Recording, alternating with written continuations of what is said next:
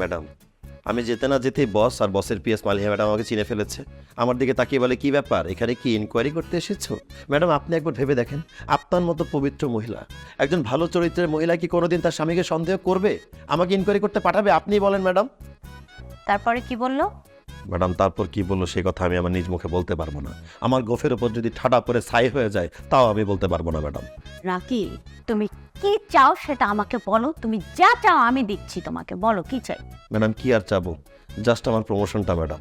Madam, আমাকে বস বলেছে আমি যদি আপনাকে বলে দিই তাহলে প্রমোশনটা দিবে না, আমি যদি না বলি তাহলে প্রমোশনটা দিবে ম্যাডাম।